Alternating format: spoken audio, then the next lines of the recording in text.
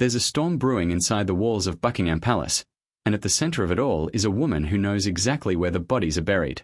Sarah Ferguson, the Duchess of York. A figure who has spent decades dancing on the edge of royal life, surviving scandal after scandal, and outlasting nearly every crisis thrown her way. But this time, the tension feels different. And the stakes? Higher than ever. For years, royal insiders have quietly worried about one thing. Not the press, not protesters, not even political pressure. What keeps certain people up at night is the possibility that Sarah Ferguson might decide to talk. Really talk. Publishers would pay fortunes for her memoir. Broadcasters would line up for her interviews. Because Sarah didn't just observe the royal family from a distance. She lived inside it. She witnessed the marriages, the meltdowns, the private disputes, and the historic moments that the palace worked so hard to keep out of the headlines. And she remembers all of it. But here's where it gets interesting.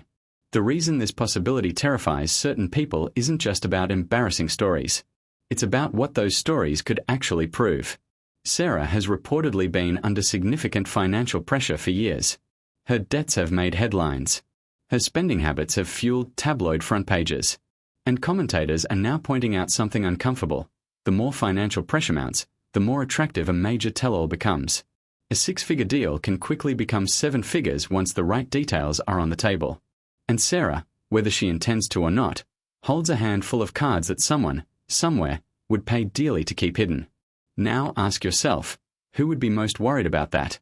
And what would they be willing to do about it? According to royal observers, King Charles has long favored a quiet, careful approach to family controversies. Supporters call it wisdom. Critics call it avoidance. Either way, the pattern is familiar.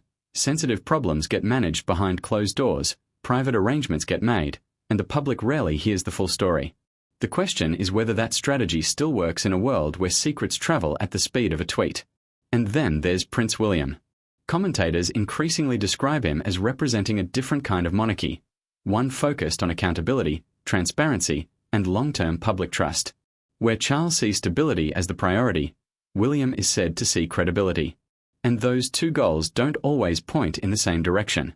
That tension, simmering quietly between two generations of royal leadership, may be just as significant as anything Sarah Ferguson could ever say in an interview.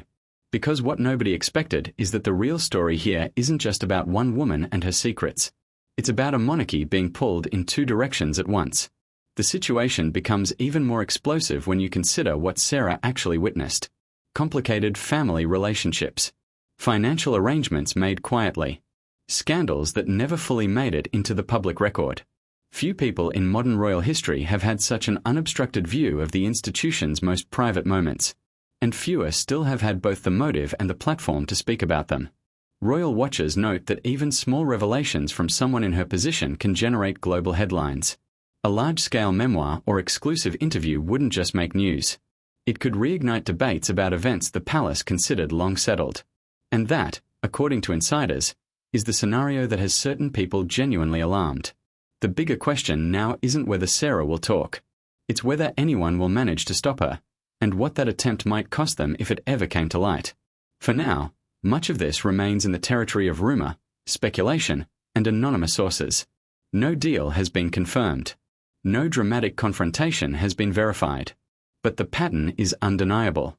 Whenever money, memoirs, and royal secrets collide, the story almost never stays quiet. History has proven that again and again. And if new revelations do eventually surface, they won't just embarrass individuals. They could reshape how the world sees the monarchy itself, at the exact moment it can least afford it. The decisions being made right now, behind palace walls, in private conversations we may never fully hear about, are about something much larger than one family's dirty laundry. They are about what kind of institution the monarchy wants to be, and whether the old ways of managing inconvenient truths can survive in a world that is no longer willing to look the other way. And the answer to that question will define the crown for generations to come.